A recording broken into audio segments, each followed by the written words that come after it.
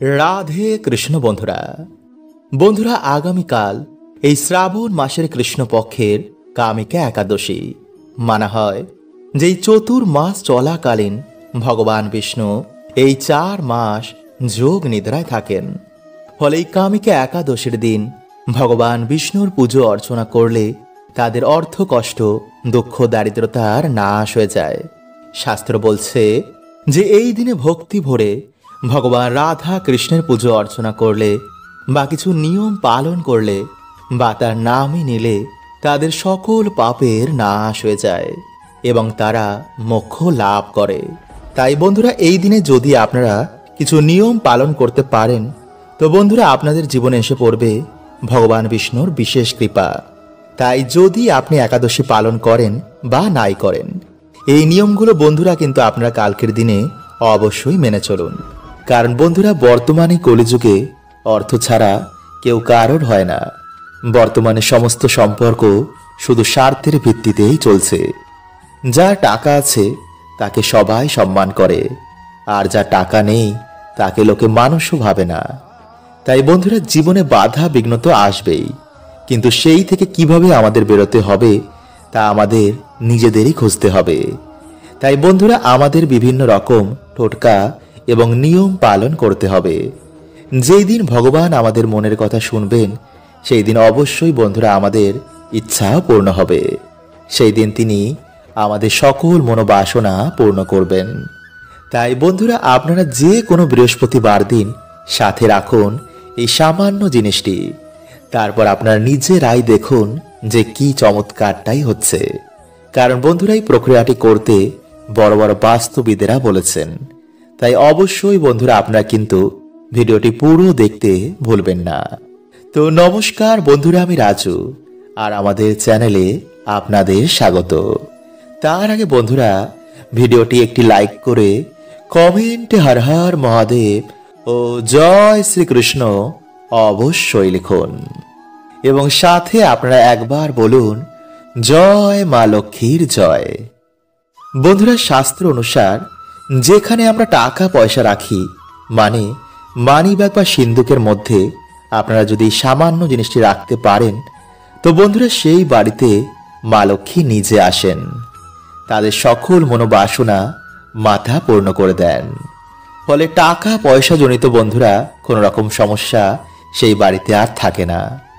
তাই চলুন বন্ধুরা এবার আমরা জেনে নিই যে কোন কোন জিনিস আপনারা মানি ব্যাগে রাখতে পারেন, যা আপনারা মানি ব্যাগে রাখলেই 1 মাসের মধ্যেই সুফল পাবেনই পাবেন। নাম্বার 1, তুলসী মঞ্জরি। বন্ধুরা মানা হয় যে তুলসী গাছে ভগবান বিষ্ণু এবং মা লক্ষ্মী উভয়েরই বাস রয়েছে। নিয়মিত তুলসী গাছের পুজো অর্চনায় মানুষের দুর্ভাগ্যের নাশ হয়, বাড়িতে ভগবান বিষ্ণু এবং মা লক্ষ্মীর কৃপা হয়। কিন্তু বন্ধুরা আপনারা হয়তো অনেকেই জানেন না যে তুলসী মঞ্জুরি বাড়িতে রাখলে আমাদের আর্থিক উন্নতি হয়। এটি ভগবান বিষ্ণু এবং মা লক্ষ্মীর অত্যন্তই প্রিয়।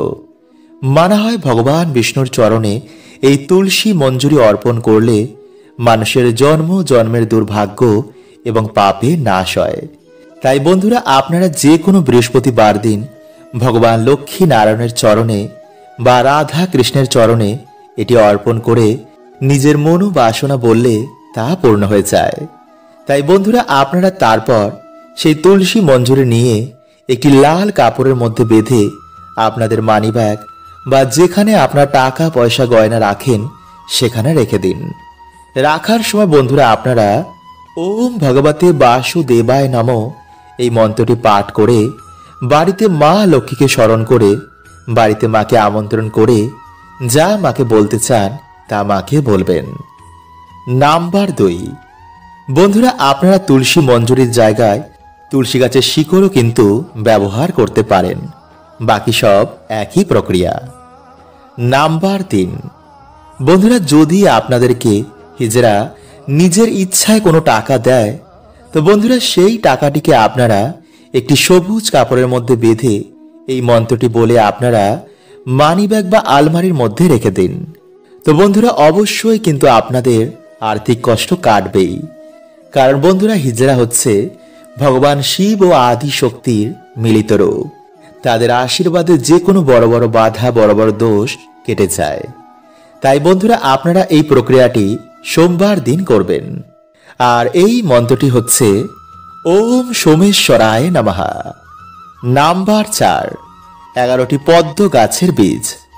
বন্ধুরা, আপনারা 11টি পদ্ম গাছের বীজ জোগাড় করবেন এবং মা লক্ষ্মীর চরণে সেগুলি রেখে বাড়িতে আপনারা লক্ষ্মী পাঁচালী পাঠ করে একটি আসনে বসে ওম ভগবতে বাসুদেবায় নমঃ এই মন্ত্রটি আপনারা 108 বার জপ করে আপনারা এরপর সেই জিনিসগুলোকে একটি লাল কাপড়ের মধ্যে বেঁধে যেখানে আপনারা টাকা পয়সা গয়নাগাটি রাখেন সেখানে সেম ভাবেই রেখে দিন।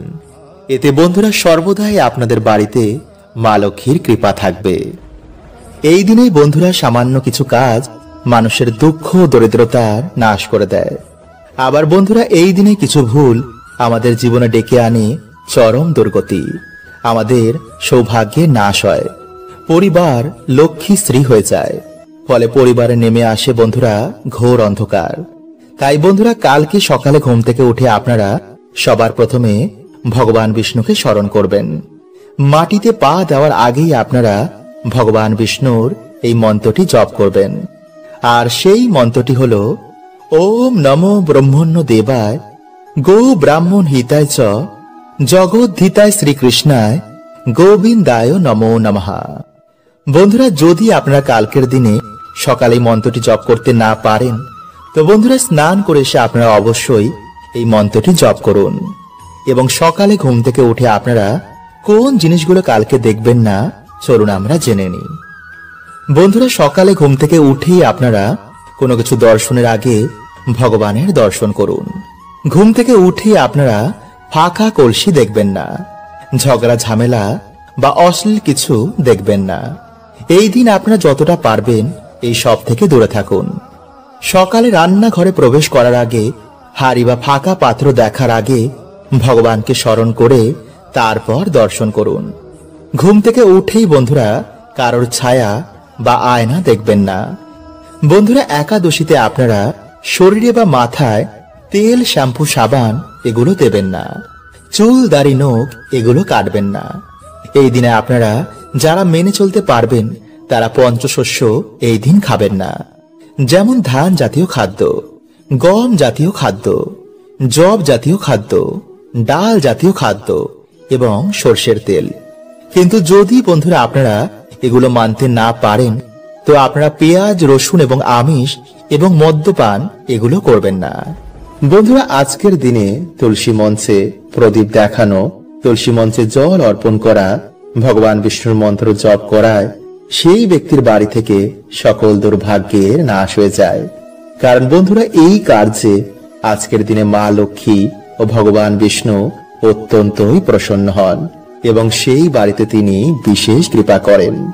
কিন্তু যেই বাড়িতে বন্ধুরা আজকের দিনে আমিষ, পেঁয়াজ, রসুন, মদ্যপান, ঝগড়া ঝামেলা, অশান্তি বাড়িতে বেশি করে হয়, সেই বাড়ি থেকে মা লক্ষ্মী গৃহ ত্যাগ করেন।